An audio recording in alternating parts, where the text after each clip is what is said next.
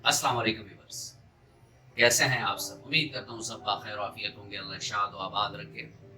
Viewers, male infertility यानी मर्दाना भांजपन में एक बीमारी होती है जिसको वेरिकोसिल्स कहते हैं। ये वीडियो क्यों हमें ज़रूरत पेश आई कि हम इसको बनाएं, इसमें मेन रीज़न ये है कि अक्सर लोग सिर्फ सीमन एनालिसिस करके और वो टेस्ट अपने डॉक्टर को वो दिखाते हैं कि भाई ये मेरे ओलिगोस्पर्मिया है, एस्टिनोस्पर्मिया है, टेरिटोस्पर्मिया है, नेग्रोस्पर्मिया है या एजोस्पर्मिया है। तो उन बेचारों को इतना ये पता नहीं होता कि सीमन एनालिसिस के साथ टेस्टिकुलर अल्ट्रासाउंड भी निहायत जरूरी होता है, क्योंकि वेरिकोसिल्स भी एक ऐसी बीमारी है जिसकी वजह से मर्दाना भांजपन होता है। ये जो हमारा स्क्रूटम होता है उसमें आर्टरीज और वेन्स का एक गुच्छा सा होता है। आर्टरीज ऑक्सीजनेटेड ब्लड टेस्टिस की तरफ लाता है ताकि उससे न्यूट्रिएंट्स टेस्टिस को मिल सकें, और वहाँ से जो वेन्स होती हैं वो वहाँ से डीऑक्सीजनेटेड ब्लड या वो ब्लड जिससे न्यूट्रिएंट्स निकल गई हों और उसको वापस हार्ट की तरफ भेज रहे हों, ये वेन्स वो ब्लड हार्ट की तरफ भेजते हैं। तो इन वेन्स में ऐसे वाल्व्स होते हैं, यानी यहाँ से नीचे से गुजर रहा है तो ये गुजर जाता है, जब खून गुजर जाता है तो वाल्व फिर बंद हो जाते हैं।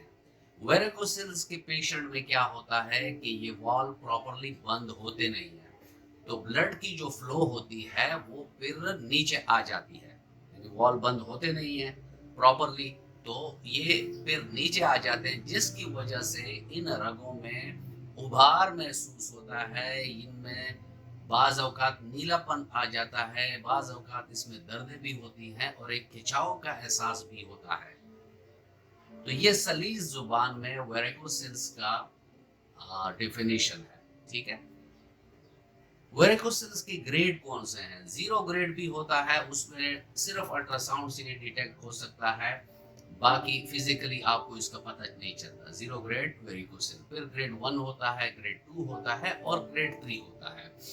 ये इसके मुख्तलिफ ग्रेड हैं, साइज पर डिपेंड करता है कि वेन्स की साइज कितनी हो गई है, और इसके डिफरेंट प्रोसीजर्स होते हैं जिससे डॉक्टर मालूम करता है कि ये पेशेंट किस ग्रेड में पड़ता है। और आसान तरीका जो है वो है अल्ट्रासाउंड, और आजकल डुपलर अल्ट्रासाउंड आए हुए हैं तो उसमें आपको एक्यूरेट और एग्जैक्ट उसकी मेजरमेंट मालूम हो जाती है, उसका ग्रेड मालूम हो जाता है। ये तो इसकी डायग्नोस हो गई। और वेरिकोसिल्स होता क्या है?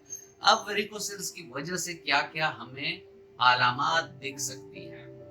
तो इसमें जो पहली अलामत है वो ये है कि आपके जो टेस्टिस के साइज हैं इसमें फर्क आ सकता है। अगर लेफ्ट में मसला है और राइट में नहीं है तो इन दोनों के साइजेस में डिफरेंस होगा, जिसमें वेरिकोसिल होगा वो बड़ा होगा, जिसमें नहीं होगा वो छोटा होगा।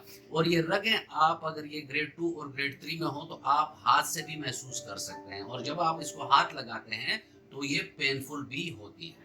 और अगर आप वैसे विजुअली स्क्रूटम को देखें तो स्क्रूटम का साइज भी जो पहले होता था उससे आपको बड़ा लगता है। इसके बाद जो सबसे इम्पोर्टेंट अलामत है वो ये है कि वेरिकोसिल्स से ओलिगोस्पर्मिया, ओलिगो एस्टिनोजोस्पर्मिया ये मसला भी हो जाता है। यानी स्पर्म काउंट, आप कोई भी दवाई दे दें, स्पर्म काउंट नहीं बढ़ता, काउंट कम होता है, और इतना कम होता है कि वो फर्टिलाइजेशन के लिए नाकाफी होता है। होम्योपैथिक के तनाजर में मैं आपको ज़रूर इसके कॉजेज़ के बारे में बताऊंगा, लेकिन जो इंटरनेशनली हेल्थ के जो रिसर्चर्स हैं उन्होंने अभी तक इसका कोई ख़ास ऐसा रीज़न नहीं बताया। लेकिन जो रीज़न्स ज़्यादातर आते हैं वो ट्रॉमा के आते हैं कि इंजरी की वजह से उन रगों को चोट पड़ गई है तो ये मसला आ गया है। और साथ में होम्योपैथिक के जो मयाज़म्स हैं, कुछ मयाज़म ऐसे हैं कि जिसमें ये मसला कुछ ज़्यादा ही नज़र आता है।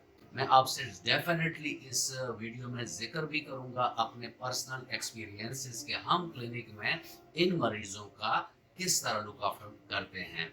तो हमारा जो तरीक़ाकार होता है उसमें प्राइमरी काजेशन हमारे मियाज़म के अलावा कोई दूसरी होती ही नहीं है।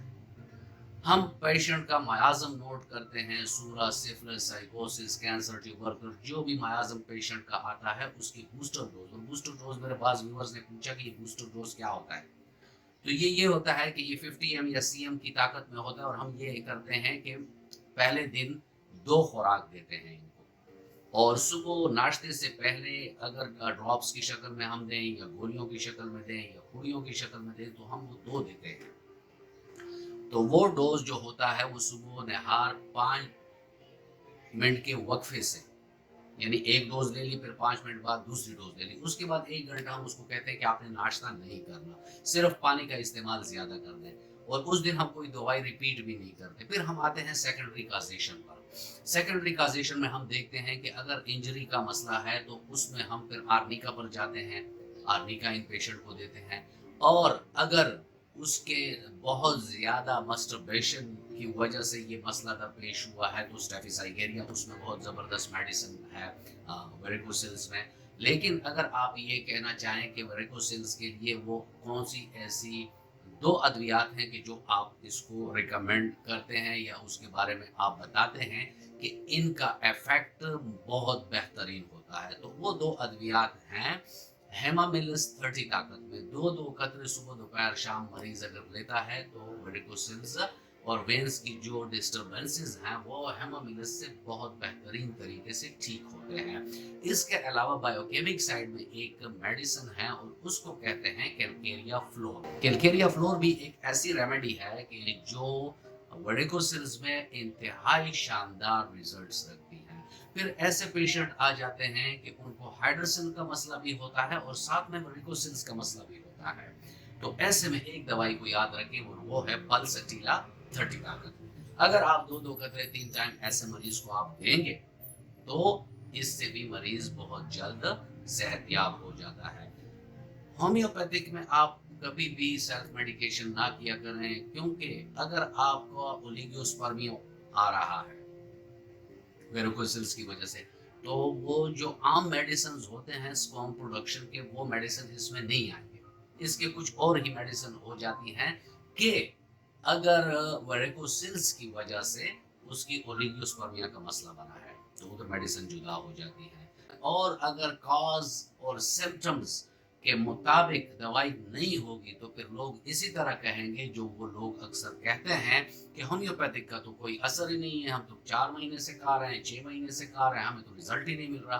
तो ऐसा कोई रिजल्ट आप लोगों को नहीं मिलना अगर मेडिसिन आपकी अलामात के मुताबिक ना हो।